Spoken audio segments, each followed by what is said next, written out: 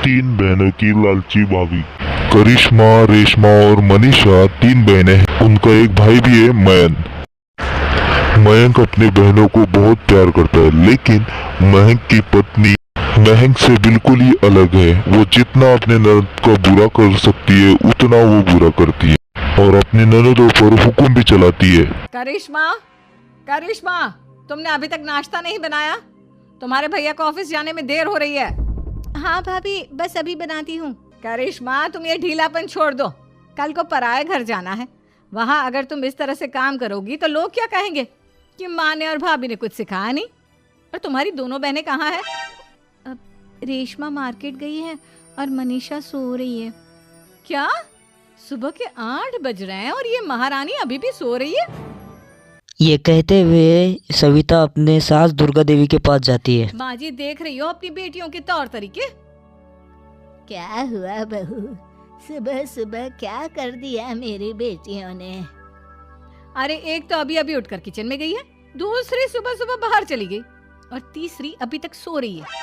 क्या करूं मैं इन तीनों का? मैं तो परेशान हो गई हूँ।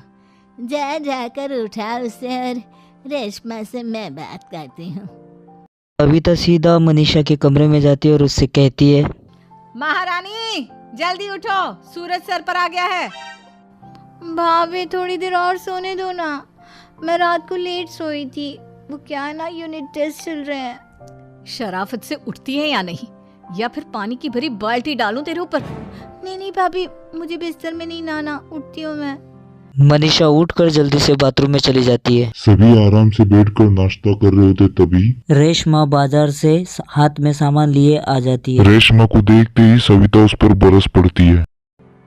लो, आ गई महारानी। ऐसा भी क्या सामान लाना था जो सुबह आंख मलते ही बाजार की तरफ रवाना हो गई? भाभी, कल आप ही तो चीख रही थी कि घर का सारा सामान मुझे ही लाना पड़ता है, घर में किसी को भी किसी काम से कोई लेना देना नहीं है। अब मैं बाजार जाकर सामान ले आई तो आपको इस बात से भी तकलीफ हो रही है? देख रही हो माँ जी, अपनी बेटी की जुबान कैंची से भी तेज चलती है। और मयंक, आप तो कुछ कहेंगे नहीं अपनी लाडली बहन को।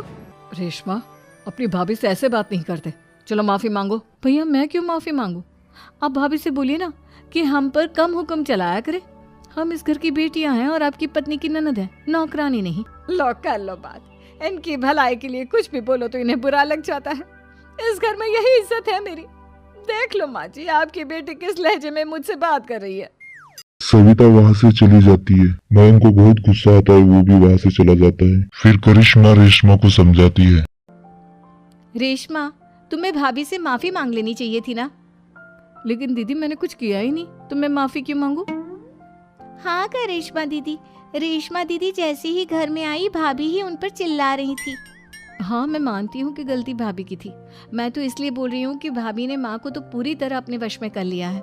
वो हमारी बात सुनती ही नहीं। मयंक भैया हमारे लिए हमेशा खड़े रहते हैं, इसलिए उनकी बात का मान तो तुम्हें रखना चाहिए था ना।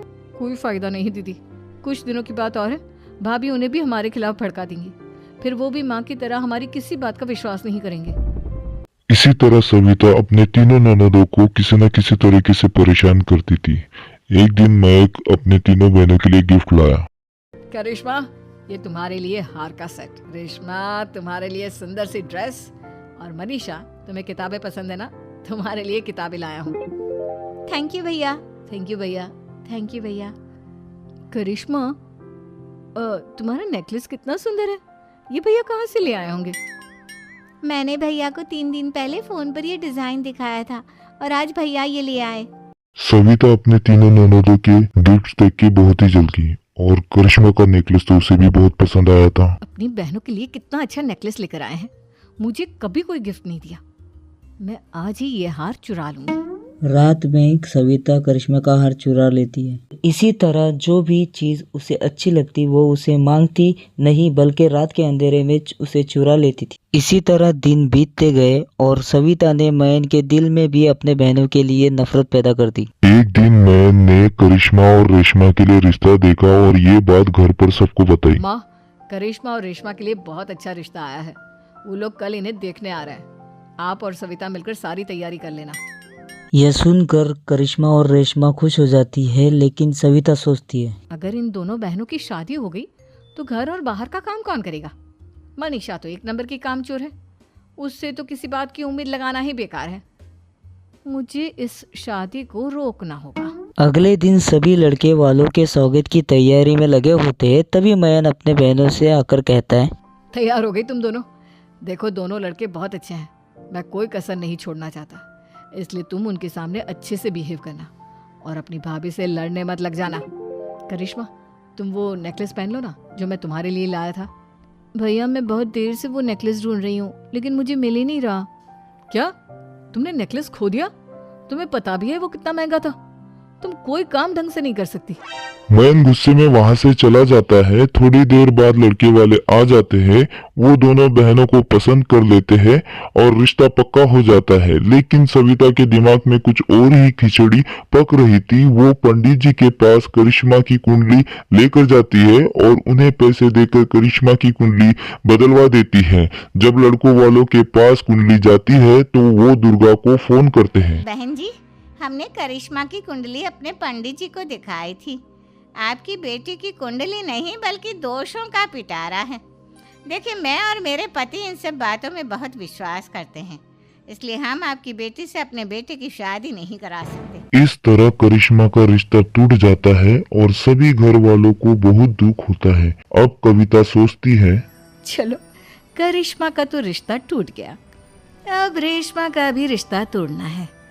क्या करूं? अब सविता आवाज बदलकर किसी अननोन नंबर से रेशमा के होने वाले ससुराल में फोन करती है। हेलो, मैं कौन हूँ कौन नहीं ये आपके लिए जानना जरूरी नहीं। बस इतना सुन लो कि रेशमा का 2 साल से किसी के साथ अफेयर चल रहा है। बस रेशमा का रिश्ता तोड़वाने के लिए सविता का इतना कहना काफी था। अब रेशमा का भी रिश्ता टूट गया। मयन और दुर्गा देवी ने रेशमा को खूब खरी खोटी सुनाई और उसे बार बार उस लड़के के बारे में पूछने लगे। आप दोनों मुझे क्यों परेशान कर रहे हो? अरे कोई लड़का होगा मेरी लाइफ में तो मैं बताऊंगी ना, जब कोई है ही नहीं तो कहाँ से लाऊं मैं कोई लड़का?